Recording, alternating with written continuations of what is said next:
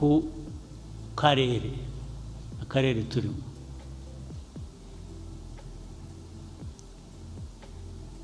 Izi ntambara ziri mu karere, mu Eastern Congo, ibindi biri aho bijya bigera bityo bisukuma, biri no mu ahandi dufitanye imbibi,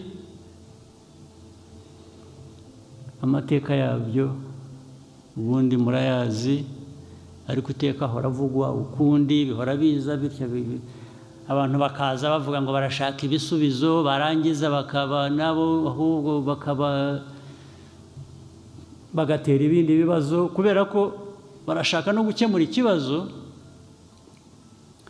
uburyo babishaka bibabereye. Ntabwo bashaka gukemura ikibazo ku buryo bakirandura mu mizi ngo bakemure, bahe ubutabera abari muri icyo kibazo, cyangwa se babaze utera ibyo bibazo ngo abisubize. Icyo mvuga ni iki: imyaka ibaye ingahe hari izi nterahamwe FDLR, utazizi ninde hano, cyangwa uwo zitahekuye ninde hano? Ninde zitahekuye uri hano muri inteko cyangwa muri ko twicaye hano? Ariko icyo kibazo kimaze imyaka 30. Kuba kimaze imyaka 30 bivuze iki rero? Bivuze ko abantu batubeshya, baratubeshya ngo barashaka gukemura ikibazo, ariko inyuma yaho bashaka kugira ngo ahubwo gihore kiriho, kibafashe gukemura cyangwa se kugera ku zindi nyungu zabo bashyira imbere. Ariko twe uko tunababwira, gushyira inyungu zawe imbere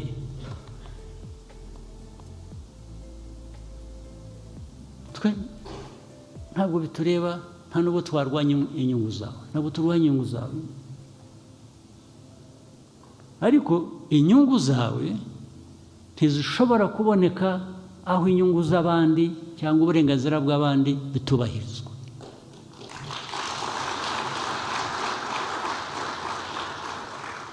Nta naho bigonganira, ntabwo bigongana kugira ngo ukore ikintu kizima kandi wubahirize ubone n'inyungu zawe washakaga. Bigonganira hehe?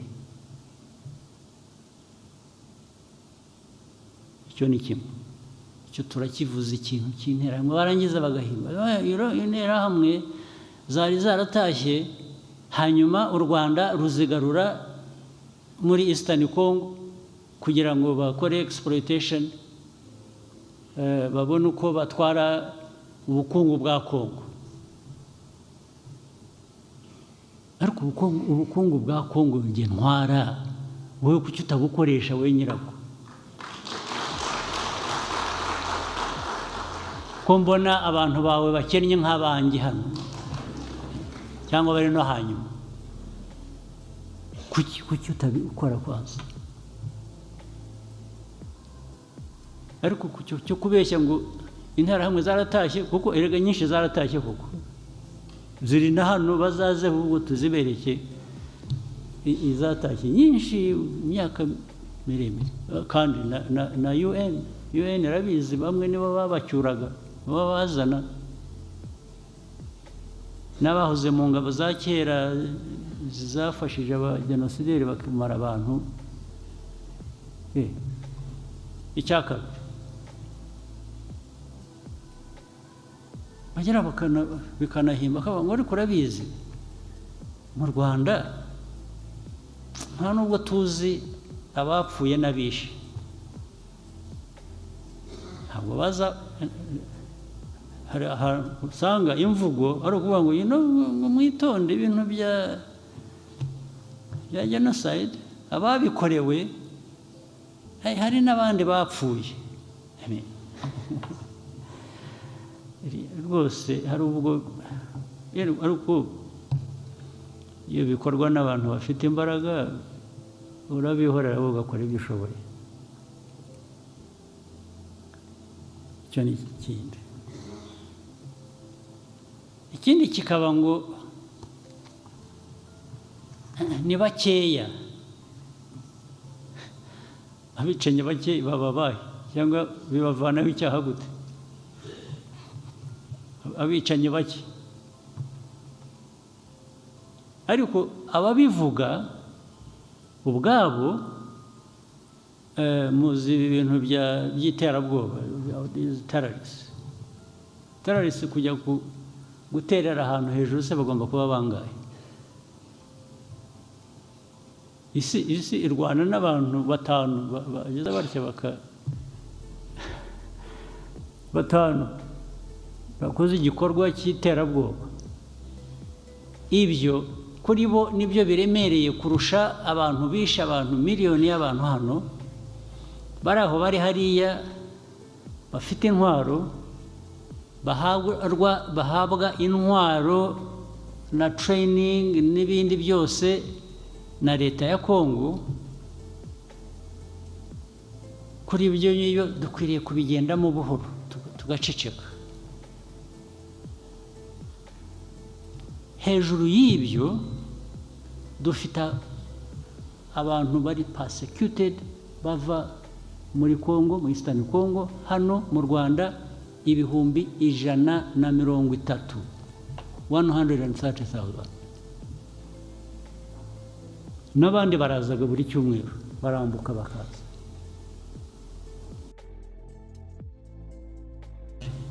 Cyari kubanza kubaza ngo ariko aba bantu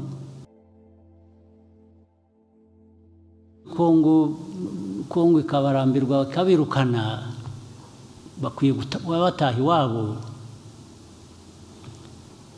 Ni abanyekongo ariko badashakwa muri Kongo kubera politike mbi. Muri ibyo byose bigomba gukemuka ni iki?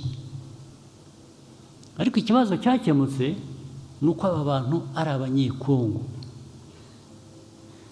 Ntawuza dushyiraho igitugu ngo tuvuge ngo Kongo ntibashaka kubera ko ufitanye amasano n'Abanyarwanda n'Abatutsi, nibasange bene wabo hakurya mu Rwanda batuvira. Ufite uburenganzira ki bwo gukora ibintu ibi? Uwo ari we wese n'ibihugu bikomeye nabyo zibihagarariwe hano kubabaza bafite uburenganzira ki bwo gukora ibintu bimeze gutyo? Bafite uburenganzira ki bwo kuvuga ngo aba bantu nibagume hano? Ikindi kiriho rero ni iki? Bari hano 130,000, n'amahanga arazi ngo aba bantu ni abanyekongo. Icyo basigaye bakora urakizi, baraza bagatwara abantu 10 mu 130,000 bakabatwara iwabo kujya kubatuza. Ubwo ugiye kubara bizamara imyaka ingahe utwara 10 mu 130,000? 10 nabwo ni benshi, batwara 2, 5 ejo, 10 nibo benshi, ntabwo arabirenze 10. Ikibazo uracyemera, urakibona ko ari abantu bakwiriye kuba batuzwa, ubundi bakwiye gutuzwa iwabo, ntabwo ari ugutuzwa aha.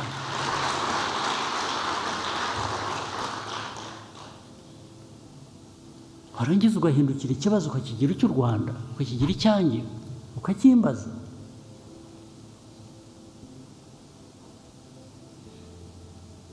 Okay. Uyobora igihugu, abayobozi ba Kongo bakavuga ku mugaragaro ko ntibazigera na rimwe bavugana n'abo ngabo bafite icyo kibazo muri Kongo, bavanwamo, bicwa, bafungwa, bagira bate. Abayobozi b'igihugu akaba ari ko bavuga. kandi bakumva ko bafitiye uburenganzira, ndetse rimwe na rimwe abantu ukabona barasa nkaho babiteze amatwi. Ndetse haba hariho uburyo bwo kugira ngo bikemure, bagatangira u Rwanda murebe neza, musigaye mwumvikana nabi. Kumvikana nabi? Wowe ufite ikibazo uranyumva nabi, jewe bintera ubwoba? Wapi kabisa.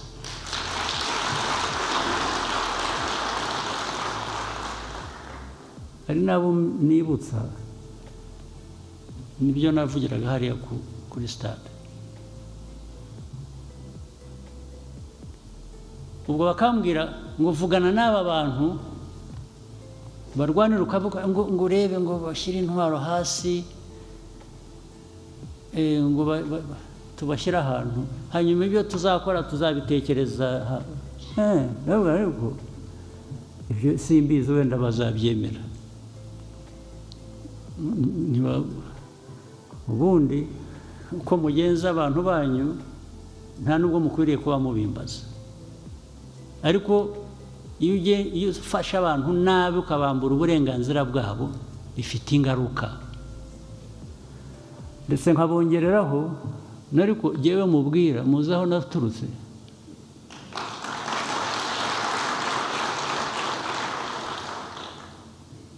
Ndaha ngaha n'abandi twaharaniye uburenganzira bwacu n'igihugu cyacu, nta muntu n'umwe ku isi wigeze abiduha nka gift.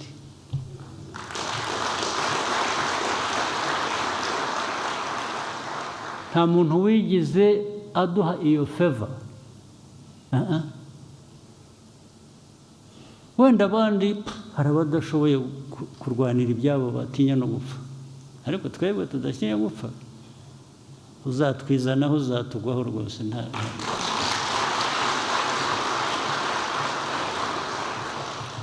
Biriya mwabonaga buri munsi ko bazatera u Rwanda kuko u Rwanda ni ruto, small country, ntabwo ari ibyo birazwi, ntawe twabijyaho impaka n'ibyo.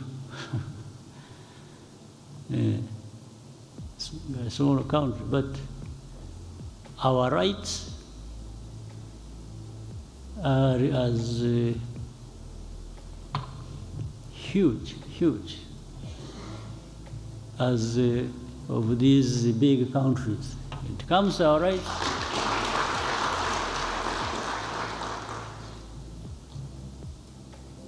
So, hari nubwo rero mbabaza ariko ibibazo aho bihereye tubiganira tubivuga, murasaba iki u Rwanda rugire rute? What do you want us to do to solve this problem? What do you want as a contribution? Mubwire M23 igira itya. Why do you want me to get involved at all with M23? If you admit these are Congolese, why doesn't Congo solve this problem of M23? If they have chosen to use military means against them to solve the problem, that is their problem. It's not my problem. But my problem is this one of FDLR that the government has armed, that the government uses in the fight against the so-called M23, but these are Congolese. And even these other friends they bring who support them in one way or another, the talk is about working with the Congolese army, the FDLR, and defeat M23 and take the war to Rwanda. Well, I can't stop them thinking the way they think. But my job is to make sure it doesn't materialize at all.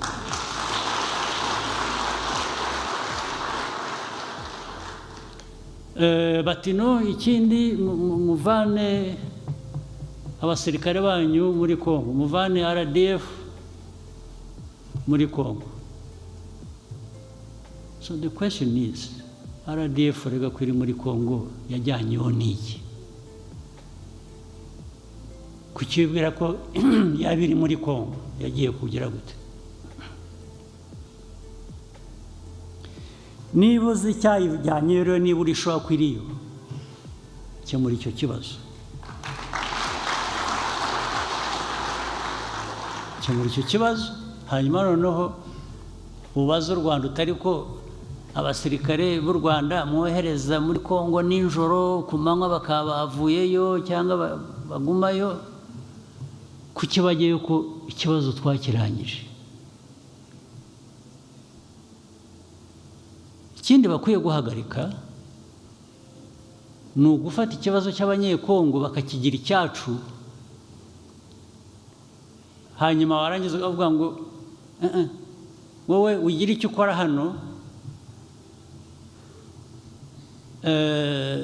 ibi bindi by'abanyekongo ni ibyacu biratureba. Okay, that's good.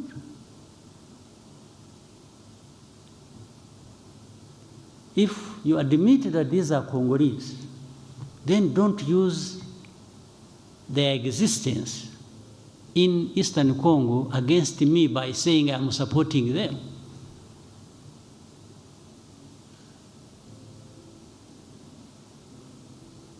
Then I'll take you to even the origin of the conflict. How did this conflict start? It was not started by Rwanda at all. You are accused of having to get involved on the other side of the people you don't want in Congo, or you are accused of whatever. Yes, let's go back to the beginning. How did this conflict start? Who started it? And how does the Rwanda come in? So I'm just telling you, deputies and others who are listening, to understand that, yes, there is that problem. It weighs heavily on us because for us it is a serious matter, security, long-term issue we have to address. We want good neighborliness, but what the problem is, how do we achieve this good neighborliness? It doesn't come at my expense and not the other person's expense as well. It is a give and take issue. We work together, we address your problem, but also address my problem. The rest is just going to be going back and forth, and maybe.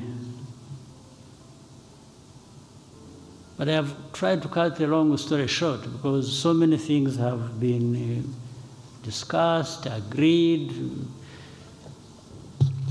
documents signed, but the next day,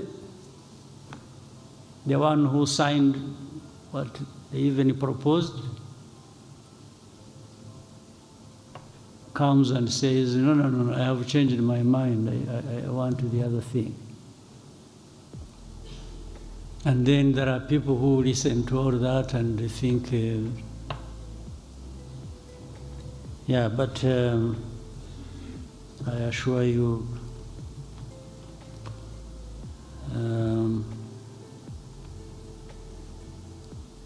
muzareke gusa gutuma abantu bamwe banyura muri ka kajagari nahereyeho, hari ubwo bananirwa kugeza aho bagushakaga mu buryo bundi nk'ubwo navugaga bugaragara, bakanyura mu bindi bijijisha bigenda bikabajya mu mitwe bikabagira kakurangaza. Ubu hari abazashinga amakanisa bigisha abantu ko buriya dufite intambara ya Kongo inadutera ibibazo kubera ko tutemera Imana, hanyuma usangirega abantu babigiyemo kugira ngo kabisa, ariko bene ibi biba muri Afurika gusa.